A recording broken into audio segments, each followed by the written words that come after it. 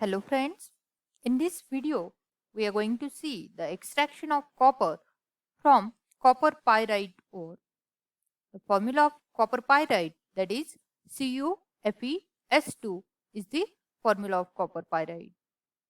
Now we will see the metallurgy of copper. So already we have seen what is the metallurgy. Metallurgy, it is nothing but the extracting metal in pure form from its ore. It is called the metallurgy.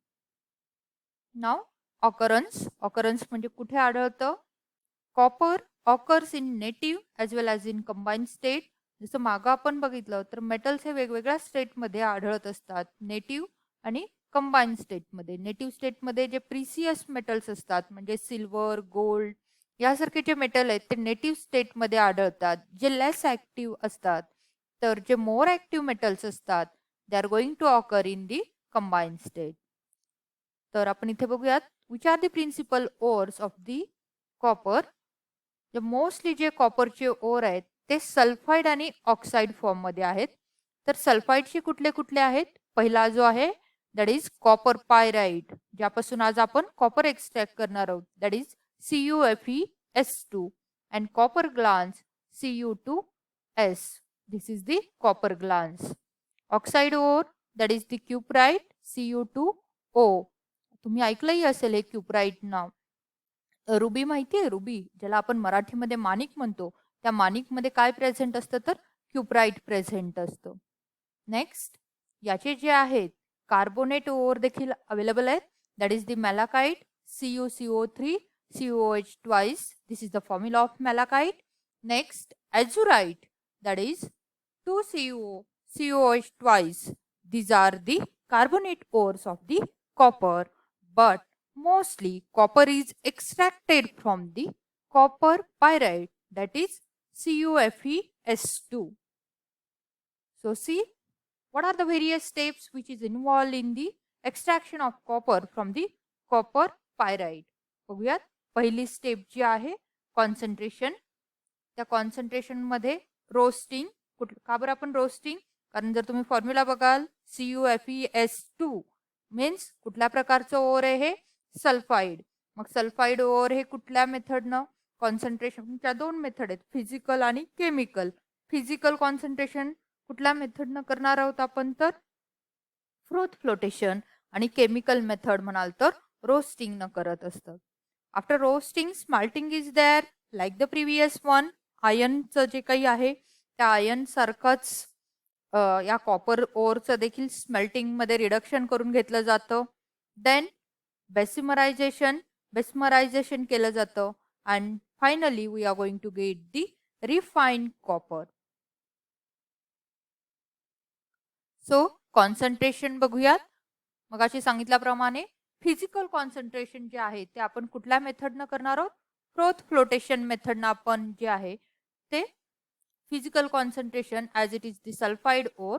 इथे जर बघाल तुम्ही, हा एक container घेतलेला आहे ज्याच्यामध्ये आपण हे कॉपर पायराइटची फाईन पावडर, फाईन ऑइल आणि वॉटर मिक्स केलेलं आहे. या इथून हे सगळं हे चार्ज यामध्ये टाकलेलं आहे.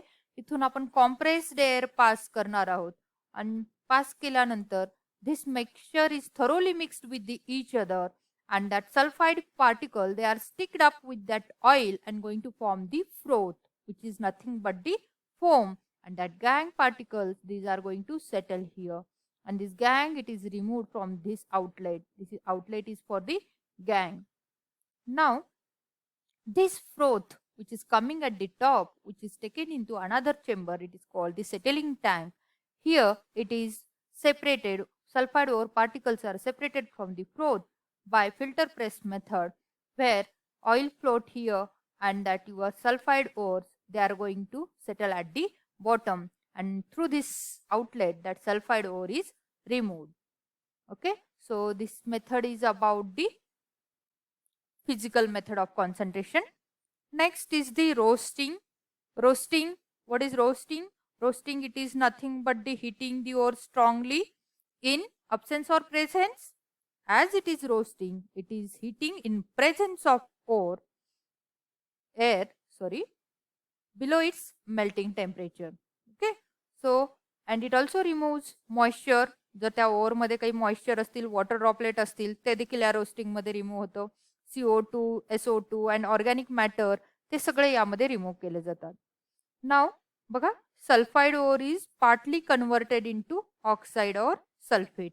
या रोस्टिंग केल्यानंतर जर तुमचं कॉपर पायराईट, काय फॉर्म्युला आहे कॉपर पायराईटचा? 2CuFeS2 plus 3O2, it gives Cu2S plus 2FeS plus 2SO2 is formed. दिसते ही रिॲक्शन, कॉपर पायराईट स्प्लिट होतो.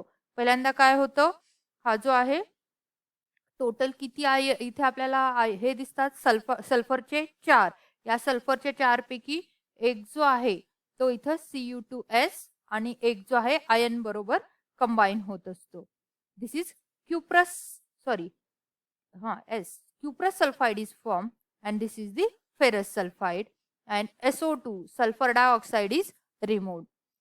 नेक्स्ट पुन्हा हा जो आहे तुमचा क्युप्रस सल्फाईड जो आहे, या क्युप्रस सल्फाईडचं पुन्हा ऑक्सिडेशन होतं. म्हणजे तुम्ही एअरच्या प्रेझेन्समध्ये ऑक्सिजन हीट करत असता, त्यामुळे बघा हा कशामध्ये होतो, cuprous sulphide it is converted into the cuprous oxide. This sulfur it is replaced by that oxygen and 2SO2 is again removed here. See whether the reaction is balanced or not. Here how many coppers are there? 4 coppers are there. To this side also 4 coppers are there. How many sulfur? 2 sulfur. 2 sulfur are here. How many oxygen? 6 oxygens are there. Out of 6, 2 are here and 4 are here. 4 plus 2, 6 and this 6.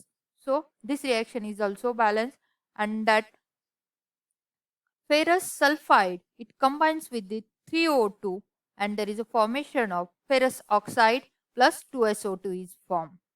Okay, so these are the reaction where the partial sulfide ore is converted into oxide and sulfate.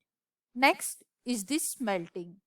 Same like the iron that smelting, it is carried out in the blast furnace.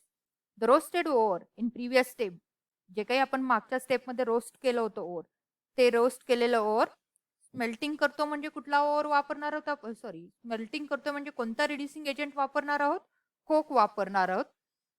आणि काय केलं जातं, कोक आणि sand mix केली जाते याच्यामध्ये.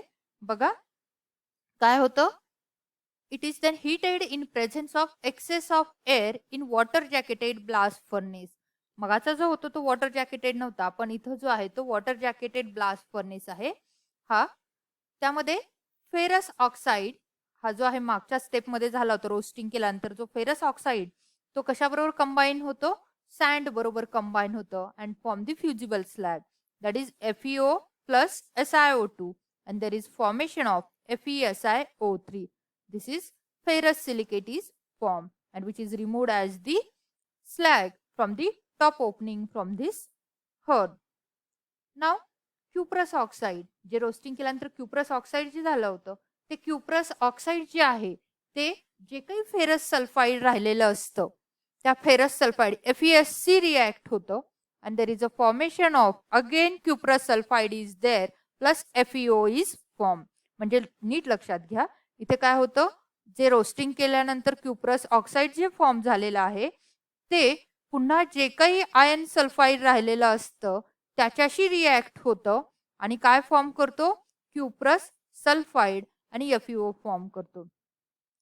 कारण कॉपरला जे आहे आयन बद्दल जास्त ॲफिनिटी आहे, त्यामुळे तो पुन्हा क्युप्रस सल्फाईड फॉर्म करतो आणि FeO, आणि पुन्हा FeO जो आहे तो सिलिकाशी कंबाईन होऊन काय म्हणून रिमूव्ह केलं जातं, फेरस सिलिकेट गँग म्हणून रिमूव्ह केलं जातं.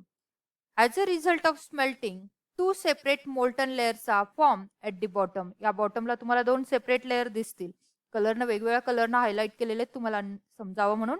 Upper layer consist of slag, ही जी आहे इथे स्लॅग फॉर्म होतो and which is removed as a waste, while the lower layer is called the matte. इथे जे आहे लोअर लेअर त्याला काय म्हणत असतात, मॅटी. त्यामध्ये काय प्रेझेंट असतं, तर त्यामध्ये mostly it consist of cuprous sulphide and some unchange iron sulphide. Sorry. So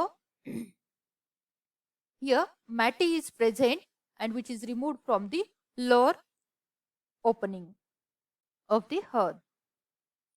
Now next is the bessemerization. In bessemerization, the molten cuprous sulfide is treated with sand in Bessemer converter and hot air is admitted. So this is the Bessemer converter which is pear shaped. हे दिसते तुम्हाला clamp, याच्यावर ते hold केलं जातं, ह्याला ट्रुनियनवर clamp केलं जातं so that you can tilt it in any direction. मग ह्याचं जे ओपनिंग आहे इथलं बेसमर कन्व्हर्टरचं, हे जे लोअर ओपनिंग आहे जिथून मॅटी बाहेर पडते मगाच्या याच्यामध्ये बघितलं आपण, त्याच्या खाली हे माउथ ओपन केलं जातं आणि तिथून ही मॅटी आतमध्ये घेतली जाते, म्हणजे molten cuprous sulphide and little iron sulphide is taken here. मग हे हीट केलं जातं. जर यामध्ये कुठलं सल्फर, आर्सेनिक, अँटीमनी जर प्रेझेंट असेल तर ते इथून रिमूव्ह होतं आणि जे काही फेरस सल्फाइड आहे ज्या मॅटीमध्ये प्रेझेंट आहे ते ऑक्सिडाइज होतं. कशामध्ये? तर फेरस ऑक्साईड. आणि पुन्हा हा फेरस ऑक्साईड सिलिका बरोबर रिमूव्ह FeSiO3 म्हणून रिमूव्ह होत असतो.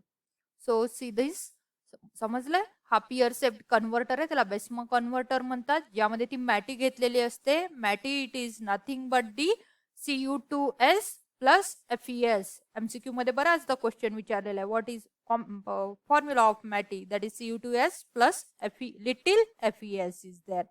ओके, सो FeS जो आहे तो कम्प्लिटली रिमूव्ह होतो ॲज अ FeO, आणि FeO जो फॉर्म होतो तो या सिलिकाशी कंबाईन होऊन आयर्न सिलिकेट फॉर्म होतं आणि तो स्लॅग म्हणून रिमूव्ह होतो. बघा, cuprous sulfide, some of the cuprous sulfide undergoes oxidation to form cuprous oxide, which is then react with more cuprous sulfide to give copper metal.